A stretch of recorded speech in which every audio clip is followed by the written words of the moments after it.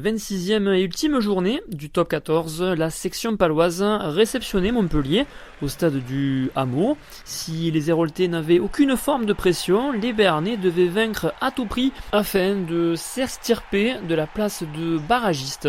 Les locaux vont être décisifs assez rapidement. Touimaba prolonge au pied cette première offensive pour aller amener le ballon déjà entre les poteaux après seulement 3 minutes de jeu, 7-3 pour Pau après une pénalité convertie par André Pollard, l'ouvreur sud-africain, auteur d'une passe au pied plutôt hasardeuse récupérée par son vis-à-vis Antoine Astoy, qui combine avec son ailier Manu à quelques encablures de la ligne d'essai, conclu par l'ailier palois, 12-3 et déjà 2 essais à 0. Pour les Palois qui entament de façon idéale cette rencontre à l'image de l'insaisissable Touimaba qui sème la zizanie littéralement de la défense héroltaise.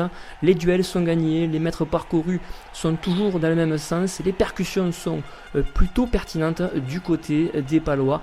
Daubagna retrouve Mallier, le point de rencontre est gagné, les passes aussi. Abel Kufner qui est arrêté à quelques centimètres. Le jeu se poursuit sur le côté gauche à la conclusion. Le puissant deuxième ligne, Matt Philippe, marque déjà le troisième essai à la demi-heure de jeu. La réaction se fera attendre côté héroltais. Elle aura lieu suite à ce jeu au pied de Boutier récupéré acrobatiquement par Tisserand qui file entre les poteaux, adoucir la note pour le MHR.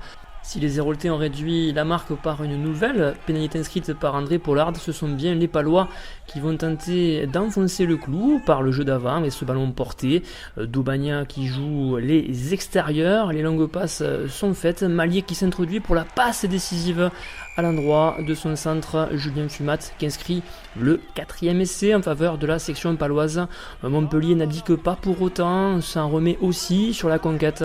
À nouveau ce ballon porté construit autour des puissants avants montpelliérains. Guillaume Guirado qui est placé au cœur de ce ballon porté va s'affaler derrière la ligne pour permettre à Montpellier de recoller à 2 petites unités à l'heure de jeu. Le scénario s'annonce intense du côté du stade du Hameau. La section paloise a besoin de 2 essais pour marquer un bonus offensif qui pourrait être synonyme de maintien. Le bail écarte le jeu vers les extérieurs à nouveau.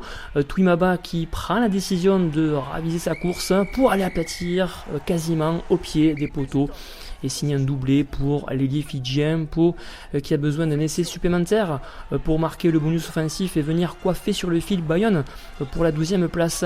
Les Palois jouent leur va-tout avec ce coup de pied à suivre de Lebaille sur l'aile opposée, récupéré par Manu. La remise intérieure pour Philippe, le second ligne qui va marquer le 5e essai, synonyme de bonus offensif pour la section paloise qui grâce à cet essai dans les ultimes instants vient confirmer son maintien en top 14.